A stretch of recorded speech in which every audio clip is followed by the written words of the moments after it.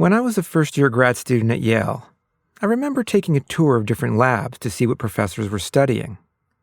Over the past 30 years, the details of most of those visits have faded from memory.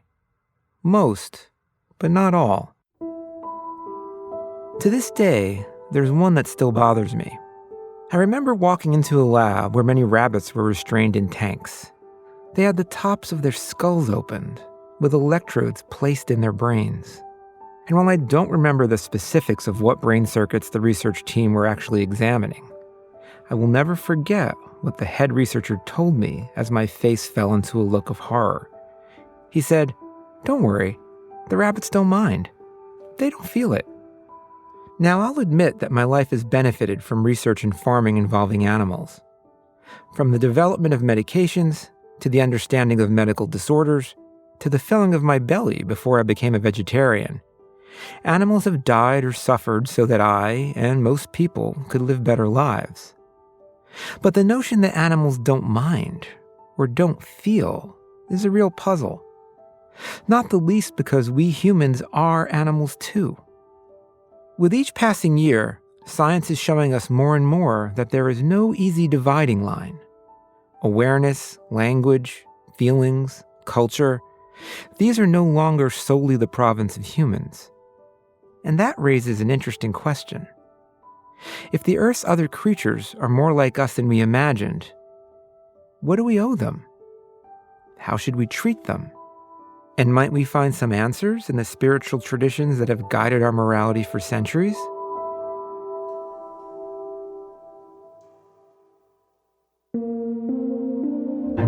On today's episode, we'll talk to anthropologist Dave Aftandilian about how the religious stories we embrace can shape the way we view and treat animals.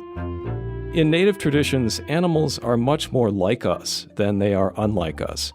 They think, they talk, they have families that they care about. They even have spirituality. And later, we'll shift our perspective from what humans think about animals to what animals themselves might be thinking. We'll talk to wildlife filmmaker and writer Tom Mustill about what science is revealing about animals' internal lives, and whether it's totally crazy to think they might just have forms of spirituality too. Elephants wait for rotting fruit to ferment to eat it. That doesn't have a selective evolutionary advantage. It's not going to help them survive, but it might help them survive existing with a complex brain that's confounded by reality. I'm Dave Aftandilian, and this is How God Works. Stories are very important because they don't just pass on information, they also touch our emotions. They affect how we feel about animals. Dave Aftandilian is a professor of anthropology at Texas Christian University, where he directs the Human-Animal Relationship Program. He was also a co-founder of the University of Chicago's Religion and Environment Initiative. I was talking to an animal rescuer who focuses on reptiles and amphibians in Chicago, and he said, the worst thing that ever happened to snakes was the story of the Garden of Eden, because it's led so many people to just hate snakes, just sight unseen, despite the good they do in our ecosystems, the pest control, all the other things. Whereas in traditional Native American stories and Hindu stories and so on, we get a very different view of snakes. The Cherokee, for example, they have a very positive view of snakes.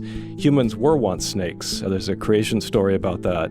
But animal myths and stories aren't just about who's good and who's evil. They also offer a view into minds and souls. In Native American context, animals are portrayed as persons, very much like us. They think, they talk, they're conscious of themselves and others, they communicate, they can make plans for the future, they act as agents, very much unlike things. They are beings, they are who's as opposed to its. And in traditional Western culture, not so much, except in children's literature. If you had to make some broad buckets about how different spiritual traditions view animals, what might those categories be? I would say there's a spectrum in terms of how religions, the amount of moral concern they have for other animals. And I would say indigenous traditions, Native American traditions would be on the positive end of that spectrum in terms of how they view animals and how we ought to behave towards them. And then on the opposite end of the spectrum, and I'm sorry to say this as a confirmed Lutheran, would be Christianity, which throughout time has actually had more negative than positive impacts on animals. In the middle, Hinduism would be one really good example. So in Hindu traditions, every living being, from a blade of grass to a human, has a bit of a spark of a soul in them. And that soul is called Atman. And all of those are qualitatively similar. Our soul, the rat's soul, the tree's soul, all of them qualitatively similar, not so different because they all come from the creator Vishnu. They're all a piece of his soul, right? And they are within us. And it's that piece of the soul that then lives on after death. And so in Hindu tradition, one can be reincarnated, and you don't necessarily know into what form you're going to go. It might be the form of a cow or an elephant or a dog or whoever. And so when Hindu people think about these other animal beings, they may be someone they knew in a past life or will in a future life. And so one ought to behave toward them in a respectful manner, the way you would for a friend or a family member.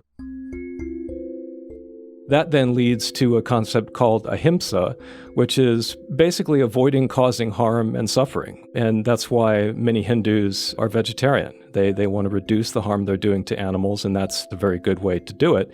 Doesn't mean that everything is perfect for animals in India. People are poor. They don't have a lot of money. There are cows that wander the streets who are starving. But still, there is a scriptural basis for moral concern for animals that's very strong. And we see similar traditions of ahimsa and avoidance of suffering in Buddhism. Judaism, to go a little bit heading towards Christianity where I'll end up, Judaism also has very strong traditions of moral concern for animals, and they start with the Mosaic Code in the Torah, the first 5 books of the Bible, starting with Genesis. Very clear statements that we're supposed to treat animals kindly, that we're supposed to be concerned with animal welfare. Even an animal that belongs to an enemy of yours, someone who calls you names behind your back, if that animal is harmed or is trapped, you're supposed to go and help. And it doesn't matter because the animal feels pain, suffers, and is a creature of God as well. So the Code of Jewish Law, and this is a quote, says, "It is forbidden to inflict pain upon any living creature. And in fact, it is our duty to relieve the pain of any creatures." So that's why there are rules for kosher slaughter in Jewish tradition. If we're going to kill animals to eat them, they ought not to suffer in that process. You ought to raise them with kindness. The kill should be as quick and painless as possible, and that means the person doing the killing has to be well trained to make sure that happens. Then we get to Christianity, and things look a little different in Christian tradition. There are certainly traditions of concern for animals within Christianity. We have to remember that Jesus was trained as a Jewish teacher, and so everything that was in Judaism he would have taught as well. But, and it's a big but, there are some trends within Christianity that are less congenial. A theologian named Robert Wenberg has a really good discussion of this, and he traces the problems back to Augustine.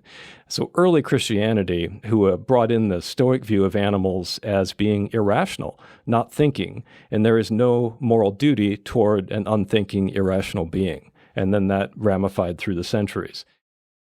So it seems pretty clear then that the theology of faith really does influence how its adherents kind of conceive of animals and the responsibilities they feel toward them. But what I really liked about what you said is there's a clear gradation there. I mean, I agree with you. Christianity in particular has had this idea of dominion over animals. They're here for us, although there are many new theologians who are arguing for something they call stewardship. We are supposed to be here to kind of protect them.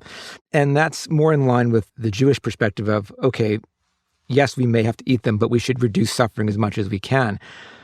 But then it goes deeper in connection with us. When you talk about Hinduism or Buddhism, there is the same spark. There is that same divine energy in all of us. And that's a deeper level of, I think, seeing similarity between us and animals. Yeah, I think you're absolutely right. And, you know, in native traditions, animals are much more like us than they are unlike us. They think, they talk, they have families that they care about. They even have spirituality. They pray, the Creator answers their prayers, and they perform ceremonies. In Cherokee tradition, there's a contemporary storyteller named Mary Chiltosk, And she tells a story about how the first hunter in Cherokee tradition was a man named Kanati, and he was overhunting. He was hunting every animal he could find, and the animals were getting slaughtered. And so they prayed to the Creator, and they said, please help us. This guy is just killing all of us. There's going to be nobody left. And the Creator heard their prayer and acted to make Kanati realize that what he was doing was wrong. So more similar than different from us. But in other traditions, there's a big dividing line between humans and other animals. In Judeo-Christian tradition, there's something called human exceptionalism. Only humans are said to be created in God's image. And that makes us, some people argue, better. We're better than them because only humans are created in God's image. We could ask, why did God bother to create all the other creatures if they were not of importance to them? But that's a separate story. But in Native American tradition, the story is very different. There's an Ojibwe storyteller named Basil Johnston. And I really like a point he makes about this. Whereas in Judeo-Christian tradition, humans were created last and best. In Ojibwe tradition, we were created last and least. Elders have knowledge, right, in Native traditions, and they have a status because of that. They have wisdom because they've lived a long time. Well, the animals were all created before us, and so they have knowledge that we don't have. The example Basil Johnston gives is wolves. Humans, we have no teeth to speak of, we have no claws. How are we going to hunt, right?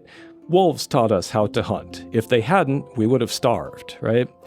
And beyond that, absolutely, animals have more spiritual power. And there are various reasons for this.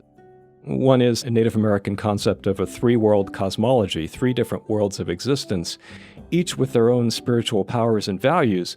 Animals can travel between those realms, right? So think about a beaver that eats bark on this world, but then dives down into the watery underworld. Well, the animals can bring the powers from those other worlds and make them accessible to us, humans, spiritual powers that we don't have and that we need to do good in the world for ourselves, for our communities, and on behalf of all beings. The spiritual beings who most often respond to us are the animals because they are our kin. And so we ask them for help and they gift us with this power, which then we have to use responsibly. That said, many Native American cultures aren't vegetarian. So while they see other animals as kin, they also hunt them. How do they square this? So hunting is seen as a gift exchange. The animal offers the gift of their life. And they do this because we're related. And there are stories traditionally from different Native American peoples about how we got to be related. Sometimes it's through marriage, sometimes it's through adoption, sometimes it's through being undifferentiated one people at the dawn of time. And then different kinds of animals split off from that. And so that's why animals are willing to gift themselves to us, but only so long as we hold up our part of the bargain, if we treat them with respect. So the Koyukon are a people of interior Alaska, and for the Koyukon, this means not overhunting. This is a gift of life. Let's not waste it. The Koyukon traditionally also will limit their resource harvest. So if they have enough to eat, if they have enough animals, remember, we're talking about way north, not much up there to eat except animals. And so there's a deep dependence. And if there's enough to eat, then you shrink the size of the territory that you hunt so that the other lands can be repopulated by animals. You avoid hunting little animals so that they can grow to be big. When animals are having children, you avoid hunting the moms and the kids. And this should be familiar in conservation context as sustained yield management. In many ways, these myths and stories are laying out a set of natural laws that bind humans and animals. But wherever laws exist, they also tend to be broken. So what happens then? So just to give you an example of traditionally a view of what happens, right? So in Koyukon tradition, you can be as good a hunter as you want, but you have to have a crucial spiritual property. Lots of times when you had no luck, it's hard to beat the luck, no matter how much experienced hunter you are. The idea is that if the animals don't view you as worthy, they're not going to come to you. They're not going to give you the gift of their life. You do something wrong to a wolverine, a wolf, or a lynx, if you don't treat them right and you don't respect them, you're not going to catch that animal for a while. And so if you do overhunt, what happens is the animals withhold themselves, and if you really offend them, they can send a disease against you. And it's not just the Koyukon who think this. Cherokee have a similar concept that if you overhunt or disrespect deer, there is a master of animals who takes care of the animals, and that being is called little deer for the Cherokee, and little deer will send rheumatism or another disease against the hunter who's being disrespectful. So there are consequences, and they may fall on you, the hunter. They may even fall on your entire village. Maybe you don't embrace these views, but you can't deny they seem prescient. Factory farming and deforestation are big contributors to climate change, which itself is causing some insect-borne tropical diseases to spread to other latitudes. We're also seeing viruses like COVID and bird flu jump from animal hosts to human ones due to the packed and inhumane ways animals are kept and brought to market. Whether or not there's a spiritual hand at work here, our lack of respect for animals sure is having the same kinds of consequences. But putting the spiritual view aside, I think there's something else going on. As the world in which many of us live becomes more and more industrialized, our attachment to the natural world declines. The upshot is we see less of animals in their habitats, which, to me, suggests we also see less of our links to them. We have completely separated ourselves from the idea of animal as gift. If we thought truly that animals were persons, would we put them in the industrial agricultural system and do what we do to them in medical experimentation? It would be very, very hard to justify. So it's much more convenient to think of them as things. In this industrial world that we live in, we have become separated from animals. This is why in my classes, I have students go out in nature, even if it's their backyard, and pay attention to the animals who are there. When we pay attention to them, all of a sudden we start to see, they are kind of like us. And not just that they need to eat and they're afraid of dying and so on, but that they goof off. They have friends, they have family, they play. So if we think about where Native American concepts of caring about animals come from, the most important is close observation of animals. Those close observations then are shared through traditional stories. And so the stories don't come from nowhere. They come from people for thousands of years watching animals in their natural habitats and how they behave and learning from that and then sharing that with others through stories. It's one thing to appreciate the beauty and wisdom of these stories in a symbolic sense. And that's probably where many people living in the industrialized world would leave it. But as Dave says, they are born out of observation, which makes you wonder, how far-fetched is it really to imagine animals thinking, talking, and even doing rituals?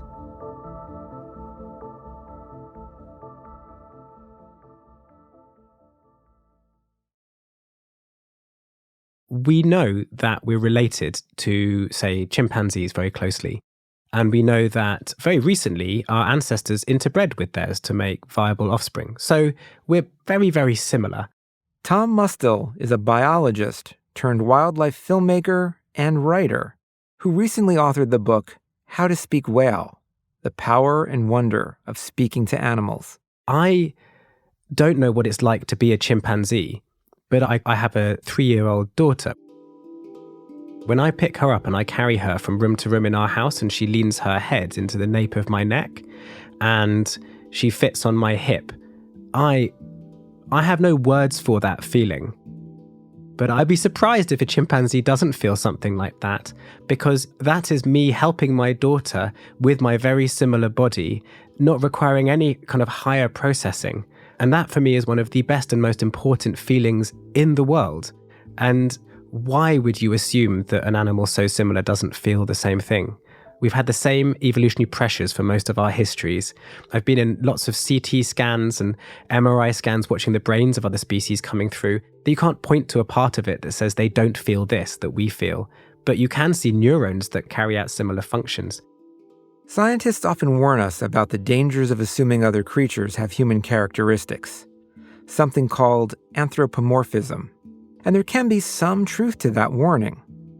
The goldfish in your home aquarium might not be showing its love for you when it comes over to the side of the tank where your face is. But according to Tom, there's also a danger in anthropodenial, assuming without evidence that animals don't have any experiences or qualities similar to our own. I think it's extremely clear that animals certainly feel sensations, and it's actually quite a strange hypothesis as a biologist to assume that another mammal with a similar evolutionary background, similar senses, similar cognition would not feel something akin to what you're feeling. I think what we're dealing with is a strange mixture of an inheritance from the difficulties of living in systems where you need to eat and use animals, and a rationalization of them, which I think often comes up in religion, but also it's still an inheritance of humanism and of the Enlightenment. For Descartes, the proof that you were rational was your speaking. The thing that he found that meant it was acceptable to treat animals differently was that they did not represent a rational internal world through words. And objectively, it's kind of absurd because we still struggle to find measurements of consciousness or definitions, even between humans, or definitions and measurements of language. And so I think we're stuck in this very odd place where we've just got very used to treating other animals in a certain way and rationalized it. But the more we now look into them, the more we find that they are conscious, or at least they seem to pass the test that we can come up for consciousness in ourselves, many other species. And indeed, they do also seem to have ways of communicating those consciousnesses to one another. And certainly they feel things. So along those lines, what are some examples of things that animals do that we understand they actually are capable of doing now that we used to think were only in the realm of humans? Well, almost everything that we thought was exclusively human, when you put your mind to it and try and find a way of measuring it in another species, you can come across. You know the phrase, give a man a hammer and the whole world is a nail? The biology has been for hundreds of years the study of bodies because all we could do is catch bodies and compare them. We didn't have movie cameras and we didn't have audio recording devices, so we couldn't record behaviors, and we didn't have the internet, so we couldn't compare them. As soon as we were able to start looking for evidence of behaviors that we have in other species, we've started to see things like tool use, the ability to fabricate tools to manipulate the environment. Emotional states such as grief or mourning, where you have animals like killer whales that will carry their dead calves around on their heads for weeks afterwards. Elephants returning to the scenes of the deaths of their peers, sometimes years, maybe decades later. It's very hard not to use anthropomorphic terms, but like fondling and feeling tenderly the skulls of their dead peers. They get intoxicated. If you have a complex cognition, it seems in humans across many cultures that it's quite nice to alter your perceptions by eating mushrooms or dancing in times to rhythm or ecstatically or consuming alcohol.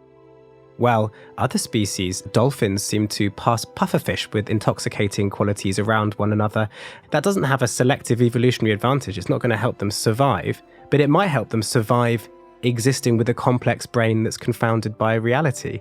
The list goes on and on. They play, they deceive one another, they can perform mathematical functions and calculations. Many can make friends, sometimes even across the species boundaries, who they remember, even when separated for years. They have names, or what we call as humans names, but they seem to have in many animals distinct vocal identifiers that they use to identify one another.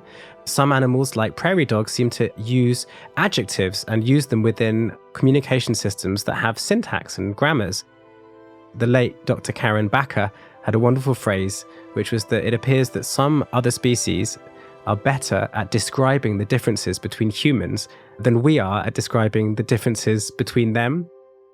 They have fashions and fads. Killer whale matriarchs in the Pacific Northwest once started wearing salmon as hats. And this sped through her matrilines, her daughters and sons and their community. And all of these killer whales were wearing salmon as hats for months for seemingly no purpose. They have cultures, they have distinct ways of being, they're unique to their individual populations, that they teach one another, and they can be things that are very useful, like a particular way of washing seals off ice floes by swimming all at once in a way to create a wave with a few of you waiting to grab the seal.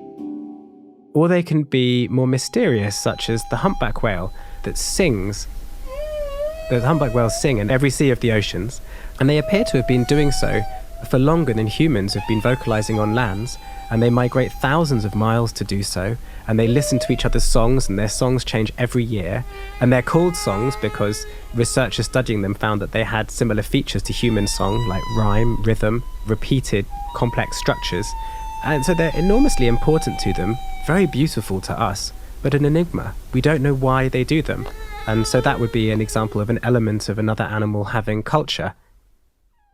And I think a point I've seen you make in your writing is that much of it is hidden from us. One example, blue whales, right? Their songs are below human hearing. So for a long time, we thought they were solitary and just doing their own thing. But that song actually travels hundreds of miles across vast distances in the ocean, and they're in communication with each other. So I'm wondering, what other types of windows are we getting into surprising ways that animals have richer lives than we imagined? I think in almost every realm of the senses and every realm of finding patterns within those senses. We cannot see body language of animals that fly above us and around us. The colours that we see are not the same as the colours that other animals see. So body displays with feathers don't look the same to us as they do to the animals who've developed them. Flowers have co-evolved with their pollinators, and they have developed incredible petals that don't look to their pollinators like they look to us. And those are signals. We cannot sense heat and look at heat in the way that, say, a python could. We do not follow scent. I mean, I always wonder, you see dogs in parks and you think, what are they sensing? You know, as they go sniff, what we think they're just smelling lampposts, but likely they can smell who was there, whether they were sexually reproductive in their current state, whether they were healthy or not, maybe what they'd been eating recently, and who else knows what else they could be encoding just in a spray. Our ears do not cover the full sound spectrum, so there's ultrasound, like the shrieks and pips of bats.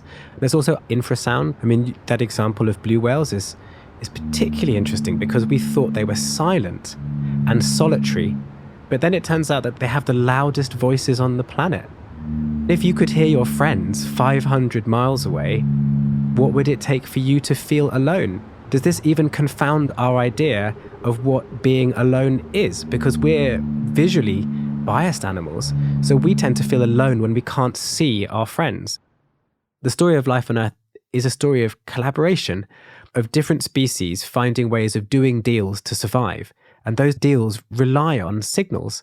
And firstly, we didn't believe those signals were there, but now we know they're there.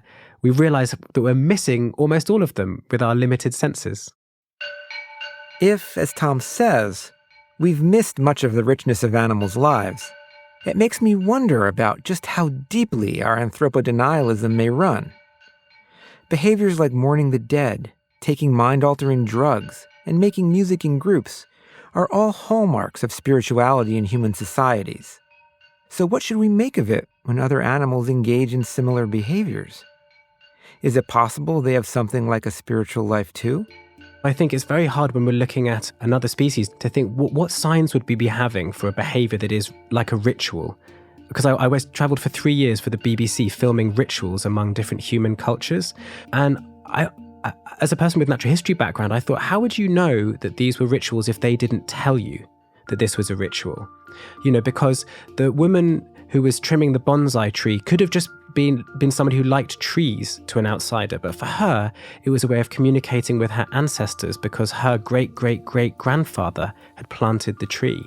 And for the Aboriginal fire rangers who manage their environment by using fire, it both means that there's lots of food to eat and that the environment is habitable, but also, again, they talk to their ancestors and the fire is part of their belief system and cosmology.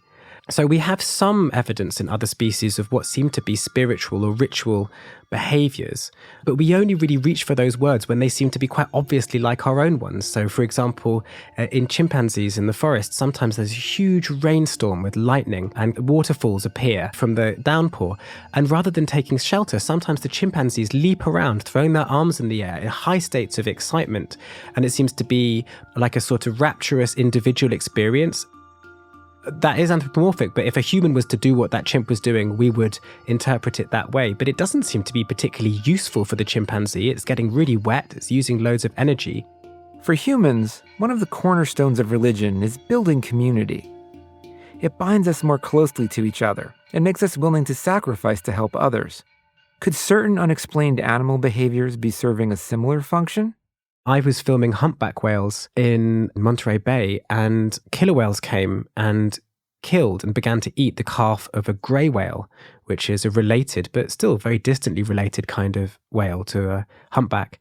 And out of nowhere, these two other humpbacks came from 3 miles away, trumpeting, blowing air out underwater, swooshing their tails, and they pushed the pod of, I think it was over 8 killer whales, and killer whales are the only thing that hunt really humpback whales, off the body of the grey whale calf, and they kept the killer whales from eating the grey whale calf for hours until we had to go back to shore. And this is one of over 100 incidences of humpbacks coming to rescue other animals, including other species, even fish and seals. That's an altruistic behavior that is very hard to explain within the benefits of even group selection, but just for the same species. But I could notice that, and I thought, oh, that's a very strange... What was going on in their mind? What function was that serving that whale? I don't know. The only theory I could come up with was that it was serving the function of making that whale feel bonded to other whales. And that has an enormously potent function in other species. We are social animals. Once you have dealt with the difficulty of finding food and shelter and defending yourself, as a social animal, you have the tremendous challenge of staying coherent as a group. We are seeing in our societies now, in your country and mine, the effects on society where trust begins to break down, where you do not trust the signals from your peers and the information from them, where you believe that they might be acting selfishly. The fabric of society starts to break down. And when the fabric of a social animal society breaks down, your survival chance goes down. So that's where evolution comes into it. At Christmas in the UK, we all put Christmas trees inside and we sing particular songs and we eat particular foods. And none of those things help us survive the winter. But they do help us survive the winter in one way, which is we all like each other a bit more and feel like we're in the same culture, and they bond us socially. And so I think a lot of enigmatic animal behaviors that we're seeing, where it's in a social context, I think they are ritualized bonding behaviors that help those social groups cohere. There's a movement now in conservation with the knowledge that certain animals have cultures, like pilot whales, for instance. They will live their lives in very tight-knit groups and they don't really hang out with others or share their cultures with others. And there's this idea that each of these cultures is a unique solution to the problem of surviving as a social animal. And with the greater pressures on the seas, these lives are suddenly very challenging. These different behaviors we're seeing amongst these pods of whales are vital for their survival. To have a diversity of these animal cultures, which could include rituals, is really important. And I think it's a really moving part of conservation to think about how do we protect all the different cultures, not with the paradigm that I left university with, which is if there's enough to breed and then recuperate to the same numbers, they've survived. But really to think like we do with our own culture or cultures, how do we protect all these cultures so that it's not just the number of animals, but it's the diversity of cultures that will mean that they flourish in the future and have truly survived. If there's one lesson I take from my conversations with both Tom and Dave, it's that as humans, we could all stand to make a little less noise, and maybe leave more room for other animals to do some of the talking. So with that in mind, we're going to try ending today's episode with something a little different. If you have the ability to do so, I'd recommend taking a break from what you're doing and finding a comfortable position where you can close your eyes and just listen.